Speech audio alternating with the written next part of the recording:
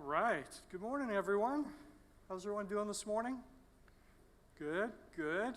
I'm excited to be here. Thank you for coming to my session. You got lots of choice at the summit, so hopefully this will be fun and entertaining and educational. So today we're going to talk about security, and I'm going to dive into some of the top security myths and opportunities. In my role, I get to travel around Europe, Middle East, and Africa and talk to customers, specifically public sector customers, about what keeps them up at night and how AWS can help them with that. And so I hear a lot of myths, and I wanted to walk through a few of those today and sort of try to dispel them if I can. Okay? All right, so we're going to go through a few myths, and we're going to go through a couple of opportunities, and I think you'll see my energy level probably ramps up through this. I'm more excited about the opportunities than the myths, but I think hopefully this will be, as I said, a little educational, a little entertaining for you as we make our way through this. All right, so there's a few other breakouts that I noticed here that would be a good fit after you see this session. These three here, in fact, I think I'm going to touch on each one of these things during this session. But if you have time, these would be related breakout sessions to this one. And later on, they probably will post them online, so you'll be able to follow up if you don't get a chance to see them live. All right, well, let's get started. Let's get started with myth number one, that attacks are getting more sophisticated or getting more advanced. And this is a bit of a loaded one, right? Because there are some very sophisticated attacks and very advanced attacks. But as you'll see, I sort of maintain that the attackers are actually using old wine in new bottles. Attacks haven't changed really since I started working in cybersecurity a couple of decades ago. And I'll walk you through a bunch of stuff that sort of leads me to this conclusion. So, first, don't get me wrong. When I say that there's no advanced attacks or attacks aren't getting more advanced, there's plenty of advanced malware out there. And so when you take a look at this list, antivirus labs at this point are processing millions of unique pieces of malware every single week. The bad guys are using high levels of automation to do server-side polymorphism and change every copy of malware that they serve up. And so with the antivirus industry, it's always been, or at least for the last 5 to 10 years, it's been about automation and scale, proving that they have more scale than the bad guys, because the bad guys continue to churn out unique pieces of malware, as I said, at a level of millions of unique pieces every single week. Now, that's a lot of commodity malware, but there are some great examples of advanced malware that I've listed here. So for instance, Zeus or Zbot, depending on what antivirus vendor you use, this is actually makes it onto the list because it was a very successful banking Trojan when it started out. This allowed bad guys to actually siphon off millions and millions of dollars over periods of years. Conficker, if you've been in this industry for more than 10 years, you've definitely heard of Conficker. The thing that made Conficker novel, it was a worm that used DNS to actually propagate in a way that we hadn't seen a worm propagate. Conficker used a bunch of different ways to propagate. So it used, at first, the first variant that came out, first version of it that came out, used a couple of unpatched vulnerabilities, or at least the bad guys hoped they'd be zero-day vulnerabilities. Microsoft managed to patch those vulnerabilities before the worm came out. And then 2 weeks later, the worm came out and didn't really go anywhere because the internet had largely been patched at that point. The purveyors of this malware quickly created variants of the malware that actually also used not only the unpatched vulnerabilities, but also social engineering, doing what we call auto-run feature abuse attacks, allowing them to spread the worm using USB drives and vulnerable systems on a network. Stuxnet, I think everyone's heard of Stuxnet. So this is a worm that was designed to disrupt a nuclear enrichment facility in Iran. The US government came out and did self-attribution and revealed that they were behind this particular worm. But very advanced because of what it did. And so essentially what it did is it tricked systems into reporting that centrifuges were spinning at speeds that were different than what they were designed to spin for. And the thing that made that a very successful attack, besides successfully tricking the researchers in the research facility, is they managed to get all of those researchers fired. So the real success in that plan was that they successfully disrupted the nuclear enrichment facility by getting the top people in that facility fired because they couldn't figure out why they weren't enriching uranium at the rate that they were supposed to be. Okay? Flame, for my money, is probably the most advanced piece of malware in the history of the world. I say this because of the amount of expertise it took to actually do this type of attack. And so essentially what they had to do is they had to go back probably 10 years and find a 10-year-old zero-day vulnerability in the terminal server, licensing server in Windows. They then had to do a cryptographic collision attack where they were actually able to spoof files that were signed. They had to physically break into 2 different vendor facilities in 2 different countries and steal digital certificates from those facilities. Okay, physically walk into them, boots on the ground. And this enabled them to do a man-in-the-middle attack with some other vulnerabilities. So the expertise, the boots on the ground, the ability to do this type of attack was probably at that point unprecedented, and for my money, probably the most advanced piece of malware ever. Dooku 2.0, this is the son or grandson of Stuxnet. A lot of security experts attribute this one back to the same folks that wrote the Stuxnet worm years earlier. This one essentially turned hotel rooms into microphones during a time when nuclear proliferation talks were being held at those hotels. And so a very advanced piece of malware and probably set the bar super, super high in terms of espionage. Triton is a newer piece of malware that you'll be reading in the news and have been for the last couple of years that successfully disrupted a power generation facility in the Middle East and took it offline for a period of time. And then I included WannaCry because this one, although I don't think the methods it's using to propagate and to spread and to do what it does, it's a piece of ransomware, are particularly advanced or particularly novel, but the way that it was created, apparently tools that were stolen from US government were used to create this piece of malware, and that type of research by governments has unintended consequences. And so there are definitely examples of advanced piece of malware, but I think what you'll see as we go through this, that in every single one of these cases of these advanced pieces of malware, either if the malware is capable of spreading itself, meaning it's a worm, or it relied on a method of initial compromise and then the malware was injected into the environment after initial compromise, the ways that these pieces of malware got into the environment are exactly the same. There are only 5 ways that organizations get initially compromised. And so every single one of these pieces of advanced malware uses one of those 5 ways. And I'll walk you through what that looks like here in a second. Okay?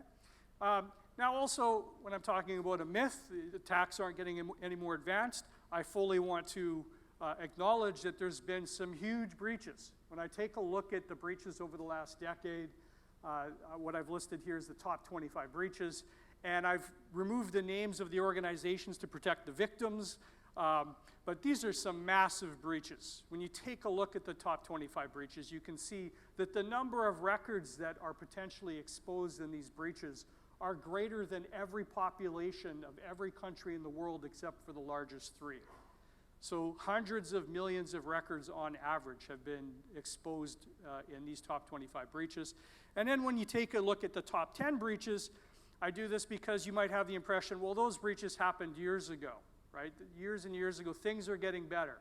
When in fact, as you can see, 8 out of the top 10 breaches happened in the last 2 years, and 4 out of the top 10 breaches happened just last year.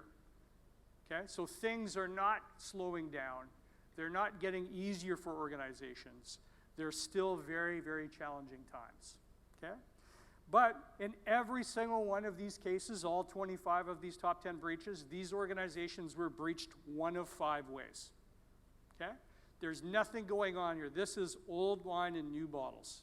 Okay, the same tactics that the attackers have always used. All right? The other thing that makes it complicated, more complicated than it needs to be, is the way that some of these breaches have been reported. Okay? And what they do is they mix up the attackers' motivations for the tactics that they actually use to attack their victims. So what I have up here is what I call the usual suspects. These are the typical motivations for attacks, and there's lots and lots of them that exist that aren't on this slide. But generally what we're seeing is, back at the beginning of the century, notoriety was the big motivator. Hackers wanted to prove that they were smarter than the big high-tech companies. Profit, in 2007, we saw the rise of Trojan downloaders and droppers and other types of Trojans, which is essentially a file that says it's one thing, but it's really another. It relies on social engineering to spread. Okay, in 2007, we saw the rise of that type of software, that type of malware, and the volume of that has never gone down. It has remained a mainstay tool of attackers, both commodity attackers and advanced attackers alike. Military espionage, where organizations are trying to figure out secrets and military capabilities of other organizations and nation states. This has been around since governments have been around. This is not a new motivation at all. And we see a lot of this in the news week in and week out. Economic espionage is where some countries are allegedly stealing intellectual property from other countries to give it to their industries inside their country to tilt the playing field, the economic playing field in their favor. That's being played out in the news constantly. Hacktivism, so organizations that don't like the politics or the philosophy of different organizations, companies, countries will use this as a motivation. And then what we keep seeing being played out here around the 2016 election in the United States is foreign policy goals being forwarded via information warfare and cultural manipulation via social media and so on. Okay? So these are motivations. These are not the way that organizations successfully get initially compromised. But yet every time we read a news cycle in the news about a new breach, it's the most advanced attack we've ever seen, and it was a nation state that was motivated by profit or whatever. Okay? My point is, don't get confused between the motivations of the attackers and actually how they're successfully compromising organizations that they're attacking. Okay? These are the 5 ways that organizations initially get compromised. There's not one way that isn't on this list that has led to the top 25 breaches that we talked about. All of those advanced pieces of malware use one of these ways or multiple of these ways to get onto systems. Okay? And the attackers, whether they're nation state or motivated by profit, are using these 5 ways. Okay? So for instance, unpatched vulnerabilities. You would think that unpatched vulnerabilities after all these years would be getting better. Unfortunately, this is getting worse. Okay? In 2014, we saw an all-time high for the number of vulnerability disclosures in the Common Vulnerability Exposure Database that NIST and MITRE keep up to date. It reached almost 8,000 vulnerabilities in 2014. That was the highest since the database had been kept starting back in 1999. Okay, by 2017, that had doubled. In 2018, we hit 16,555 vulnerabilities across the entire software industry, a height that we have never seen before. Okay? This is not getting easier. The folks on the front lines doing security work and infrastructure maintenance bear the brunt of this spike in vulnerability disclosures. Okay, this is getting harder. It's not getting easier. Security misconfigurations are kind of in the same category because a well-run vulnerability management program will also find security misconfigurations that happen. You're using scanners to scan your inventory of systems, looking for unpatched vulnerabilities and looking for security misconfigurations or configurations that have skewed away from what your internal standards are. Okay? In both cases, AWS has revolutionized the way that vulnerability management and security misconfigurations are found and patched. So for example, one problem that has always plagued security teams around these vulnerabilities and misconfigurations is inventory. Trying to get an accurate and timely inventory of systems is critical because you can't manage what you can't measure. okay? And so using these old 50-year-old protocols to try to find systems on large distributed networks has always been difficult. And using agents, multiple agents on every single system gets unwieldy when you pass, half a dozen, 20 different agents on a system. It then becomes just a proxy for running agents on it, right? So these are very difficult ways to do this type of work, and this is why these breaches are actually accelerating and getting larger over time. Okay? AWS makes this easy. Remember, the infrastructure is code. You deploy the infrastructure using code. So imagine a world where you can actually just blow away systems that are old and probably have vulnerabilities in them, and let the auto-scaling service actually build brand new ones up from the code that you've just deployed that's fully patched. No more scanning systems, no more trying to find them. You simply blow them away. They automatically get rebuilt, and they have the latest patches on them. Okay? This is a game changer for security professionals. Weak leaked stolen passwords, this one is as old as the hills. Okay? When organizations get breached, the bad guys have scripts that will, within seconds, allow them to get to whatever your directory store is. Okay? That is where the gold is, because if they can get those credentials, then they can persist in your environment indefinitely, making recovery aspirational. So protecting credentials and doing credential hygiene becomes very, very important. From a consumer perspective, if your credentials are stolen in a breach, the bad guys, again, using scripts and automation, within seconds will try those credentials at every bank, every online shopping site in the world, looking to see if you've reused those credentials anywhere else. Okay, credentials are currency for the bad guys.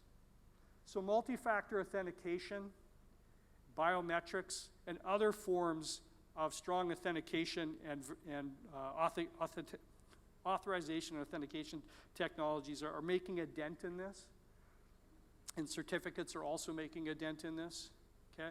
But as long as passwords are being used, we are going to have a vulnerability here that we have to be prepared for.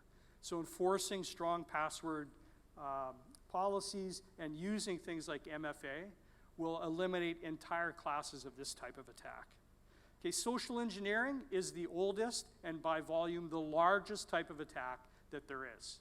I mentioned earlier the rise of Trojans and Trojan downloaders and droppers. These are, again, files that trick the user into making really poor trust decisions. So I'll give you an example. You go up to a website, you want to see a video, but the website says that your system is missing a video codecs. But no, don't worry, they'll let you download the codec that you need right from the website. And they're very helpful with allowing you to install the world's worst backdoor Trojan on your system. Then they have remote control of that system, enlist you in a botnet, use the system for distributed denial of service attacks, storing illicit material, and so on. Okay? So social engineering is always going to be a problem. This isn't something that technology can completely solve, but actually having people, process, and technology all working together is our best hope of reducing the impact of social engineering over time. To this day, the number of pieces of malware that are categorized as Trojan are orders of magnitude larger in volume than other types of malware that you read about in the news, like ransomware, which happens to be the category with the least amount of prevalence in the world. Okay? Insider threat. Insider threat is one of those things that lots and lots of public sector customers I talk to are really worried about. They want to make sure that whoever they're doing business with, wherever their data is being kept, whether that's on-premise, in a managed service provider world, or in the cloud, that there's nobody inside the organization that's trying to take advantage of them and get access to their data or do damage to infrastructure. So I kind of put insider threat into two categories. One of them is just sort of the hapless administrator that makes mistakes that leads to security issues, like security misconfigurations and vulnerabilities. Okay? The other one is malicious insiders, some small percentage of individuals that have privileged access to systems and data, trying to use that privileged access to steal data or damage systems. Okay? Again, in AWS, we make it super easy to help with these types of threats. We have our CloudTrail service, which actually logs every single API call that you make in your account, which I'll get to here in a few minutes. In addition to all of the different pieces of security services that we have and configurations options that you have that will enable you to protect, detect, and respond to threats in a way that is much, much faster and more effective than what you've been able to do on premise. And I'll get into some of this here in a second. All right, so I've blogged about this. If you're interested in the blog, I've talked about these 5 ways. I've kind of defined them in more detail than I provided here. And I provide you with a list of some of the ways that AWS is helping to tackle each one of those 5 ways that attackers are successfully initially compromising systems. The other thing I've done is I've co-wrote a couple of white papers that were just released in the last few weeks. If you're super serious about cybersecurity and you're managing an enterprise environment, one strategy that's helped a lot of different organizations is the intrusion kill chain strategy. An intrusion kill chain are the steps that the bad guys use to attack their victims. So what an intrusion kill chain strategy does is actually looks at breaking every single one of those steps in that chain and making it hard or impossible for the bad guys to be successful. So instead of the bad guys successfully compromising your environment because of weak leaked stolen passwords or social engineering or unpatched systems, this intrusion kill chain strategy forces them to be successful 7, 8, 9, 10 times before they get access to data. So a very effective strategy depending on what you're doing in your environment. Okay? And that's available for public download right now. All right, so let's go on to myth number 2, that on-premise IT is more secure than the cloud. And I hear this a lot in my job as I travel around EMEA. So before I can really explain why I think that's a myth, I'll just give you a very quick primer in AWS and what it is, what the infrastructure looks like here. So everyone's probably familiar with what a data center is. A data center, large building, lots of physical servers inside, running virtualized workloads and so on. Shared heating, air conditioning, shared networking, power, and so on. Okay. In AWS, we call a cluster of those data centers an availability zone. Okay, so 2, 3, 4, 5, etc. data centers in an availability zone. And then a cluster of availability zones is what we call a region. So you'll typically see a minimum of 3 AZs in a region. Okay? In addition, you can see here we actually have 61 of these availability zones currently, and that number continues to grow. And we've got 20 geographic regions that are hosting those 61 availability zones. What I'm showing you here are the 5 in Europe. And so Dublin, Frankfurt, Paris, London, and the newest one that we just opened in December in Stockholm. Okay? And you can always go up to our website, aws.com, and get the latest number of these and the list of where we're actually growing. We've got a new one coming here in Milan, right here in EMEA, as well as Bahrain, Cape Town, Hong Kong. All right. The other thing we have is a content distribution network that we call CloudFront. That content distribution network, the point of a CDN is to bring the content closer to the people that'll consume it. And so for instance, let's say you have customers in Asia or people that access data in Asia. Instead of forcing them to come all the way from Asia to something that's being hosted here in EMEA, you could actually host that content in a content distribution network that would distribute it to different points of presence in Asia. That will speed up their experience and make it more reliable. It also has some security benefits as well. So DDoS protection is one of them. Route 53 is our DNS service that does distributed DNS. And these have very high levels of service level agreements in place because they are very robust and will allow us to do things like protect from large DDoS attacks. Okay? So why do I say that on-premise is better security is actually a myth? And we could spend an entire day on this one slide just going point by point. But for security professionals, the one thing on this slide that is a game changer for them is the central control plane, the API. Now, the central control plane, the API, this truly is a game changer for security professionals and compliance professionals as well.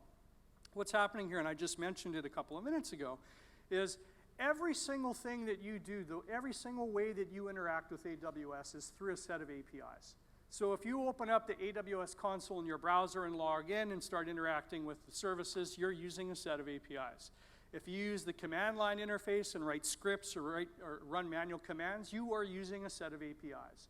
If you are writing an application using an SDK, you are using a set of APIs to interact with AWS. Now, because of that, the API becomes the perfect choke point for visibility and control. All of those API calls get logged into a service called CloudTrail. Okay? So CloudTrail is showing you who does what, to what resource, when, from what IP address, what the result was. All of this stuff happening there at the API level is being constantly logged. So it gives you a perfect view into what's actually happening inside your AWS account with your resources. Then you can use other services, for instance, Lambda, which is serverless, to just go through that log constantly, looking for indicators of compromise, looking for insider threat.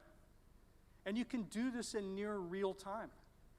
Okay, that is a game changer, whether you're a security person or compliance person, because now you can have automation in place that allows you to see what's exactly happening at the API layer. So for instance, if you get an indicator of compromise that there's a VM that's been compromised inside your account, and Lambda finds that indicator of compromise, or GuardDuty finds an indicator of compromise in the CloudTrail logs, okay, you have a whole range of options you can do. You can be alerted. You can actually get them to shut down that VM if that's what you want to do. You can take a snapshot of that, copy it over into a virtual private cloud, let's call it a clean room, connect your forensic software, send mail to your forensics team and say, come and get it. Come and analyze this and see what's going on. All in near real time, automatically, which is much faster and more effective than having 30 people staring at screens inside your security operations center. Okay? From a compliance perspective, imagine being able to watch the controls that you care about in near real time. And when they start to stray out of the configuration that's standard for your organization, you just bring them back into that configuration automatically.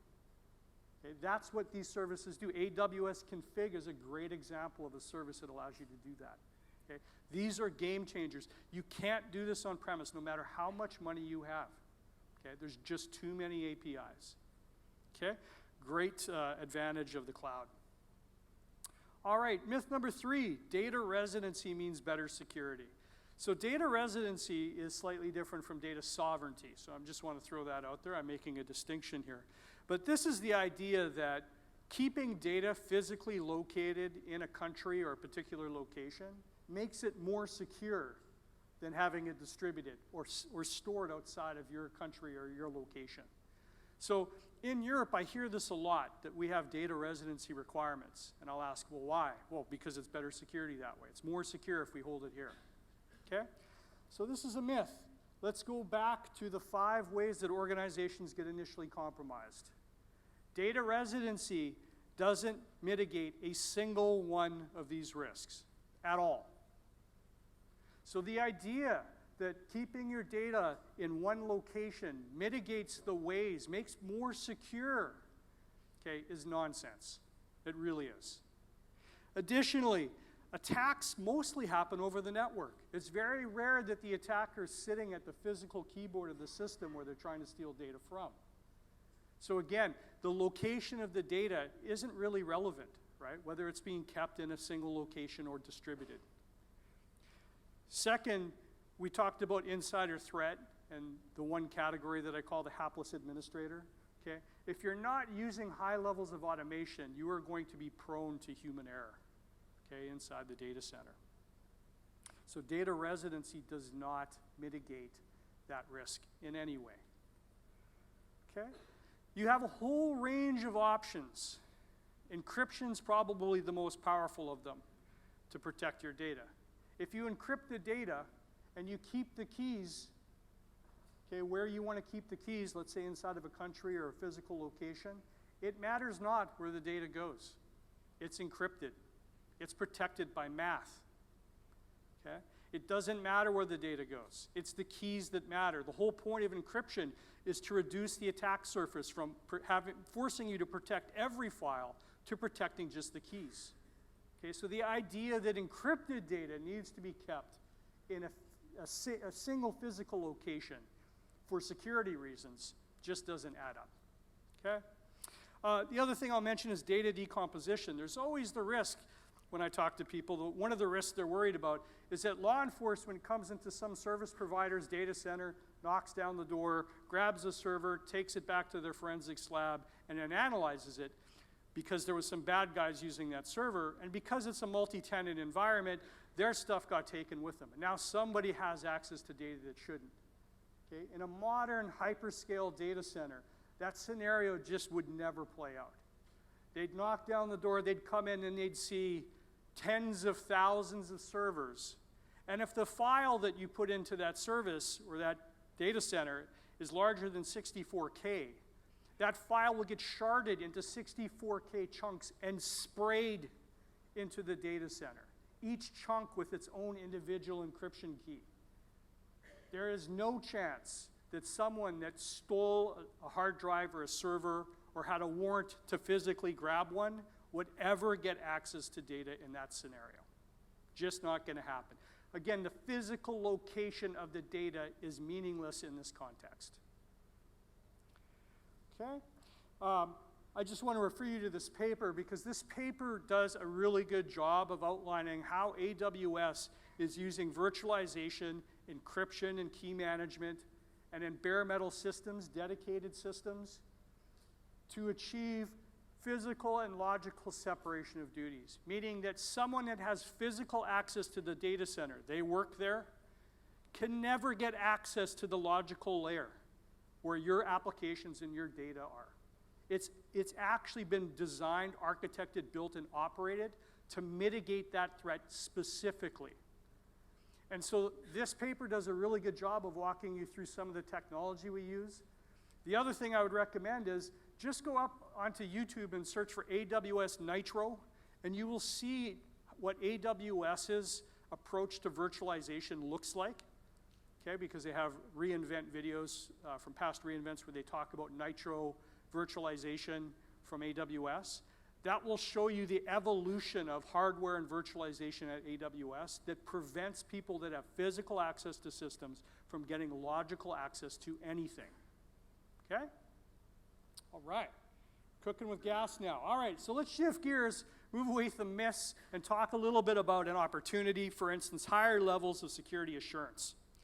And this is one of my favorites because this saves customers a lot of time, a lot of energy, and potentially a lot of money, okay?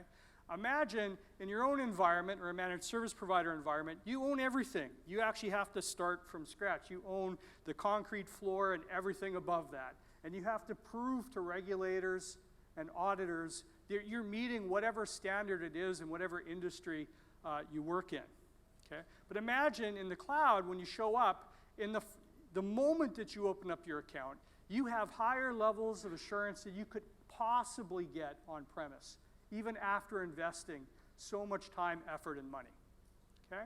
So what I'm showing you here is just a subset, a very small subset of the 60+ certificates, attestations that AWS has across a whole range of services. So up on AWS.com, there's actually a web page that'll show you service by service, which particular certificate or compliance program that service belongs to and what its status is, okay? But there are global certificates and attestations, and there's regional ones. So chances are, if you do have regulatory or compliance requirements, that AWS can give you a head start on that, because just coming into our infrastructure will already give you a head start on a lot of the certificates that are meaningful right here in Europe, okay? So when you think about that head start, you've got to think about it in terms of your infrastructure, your applications, and then your data. And AWS has, as I mentioned, services like CloudTrail and Lambda and AWS Config that can really help you understand what's happening with your data and with your infrastructure inside the cloud. So building on top of that foundation that we've already done and all the certificates we have, like a SOC 2 Type 2, which takes 6 months to get. Okay? Building on top of that, you actually have the capability of actually monitoring in near real time what control sets and what your infrastructure looks like, and then making sure that it's always in that same configuration. Okay? All right. So the last opportunity, and this is the one I'm most excited about, is innovation. Okay? This is why people come to AWS. So let me start this opportunity off by telling a story. I moved from Seattle, Washington, the United States, where I lived for almost 20 years with my family, about 18 months ago to London, where I live now. And I've got my wife Brenda and my 2 kids, 2 boys, 14 years old and 17 years old. And our first weekend in London, we decided to take a family trip and do something touristy and see London from a tourist perspective. It's our new city. We're going to be spending a lot of time here. So let's go down as a family, and you can see us walking along the Thames where I took this picture. The London Eye is in the background.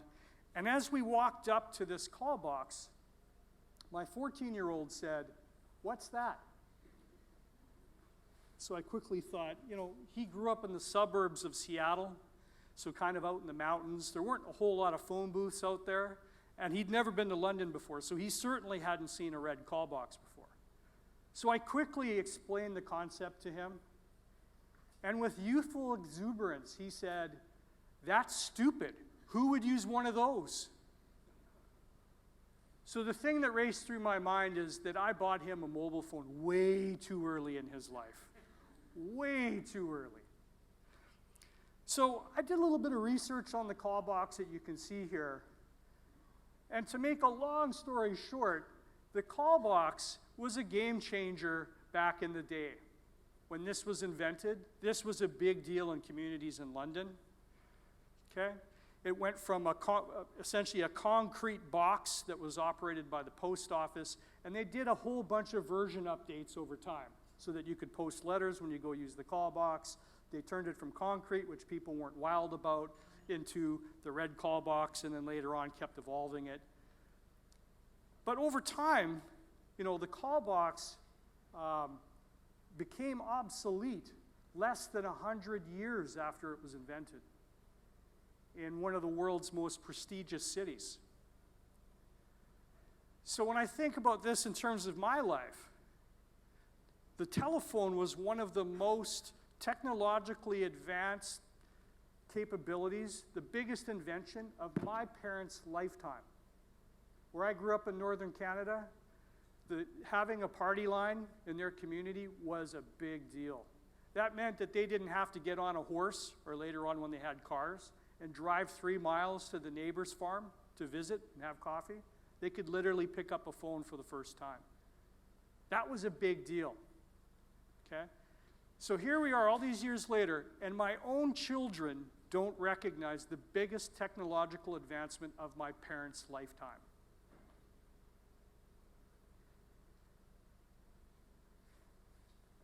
The same thing is happening in the cloud today. When you look at the pace of innovation, what's happening with AWS, what I'm showing you here is the number of new services and the number of feature functionality enhancements to existing services every year. This isn't cumulative. This is actual new services, new feature functionality announcements every single year. It's actually accelerating. This pace of innovation has never been seen before in the world. Now, this is an eye chart.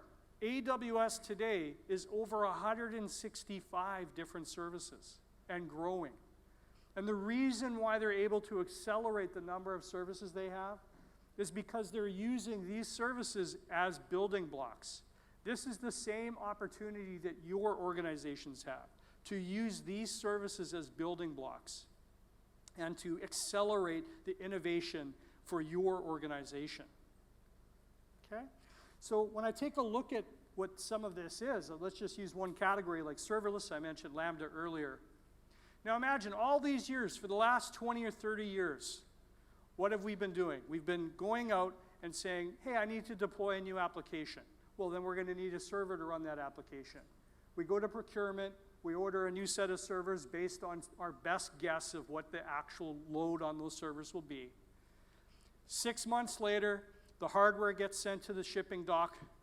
Someone unloads it, racks it, stacks it, power, networking, operating system patch, .NET or Java patch. Now we're ready to actually do what we just wanted to do, which was run an application. Okay, all those months, all that time. Okay? Today, anyone with a credit card in about 60 seconds can have their code running without provisioning anything. That's called serverless computing. Okay, just imagine that. No more of the stuff that we've always been doing. Why? Because we've moved past all that. You don't have to provision hardware anymore. You don't have to manage it. You don't have to patch it. You can just focus on innovation for your organization. Okay? Another example, artificial intelligence and machine learning. I don't know about you, but through my whole life I've walked into science fiction movies or read science fiction books, and when I finished, I'll walk out and it's like, that was a great movie. I loved all the high tech in the movie, but none of that exists in the real world. Okay, today, the stuff that we've been seeing in all of these science fiction movies is possible today. And all you have to do is have a credit card in 60 seconds to open an account. It's absolutely amazing. Okay, when I think that now we can get Alexa to read off guard duty findings on indicators of compromise that it's found on a huge fleet of virtual machines running in the cloud. That's absolutely amazing. That's exactly what we've been seeing in science fiction movies for the last 25 years.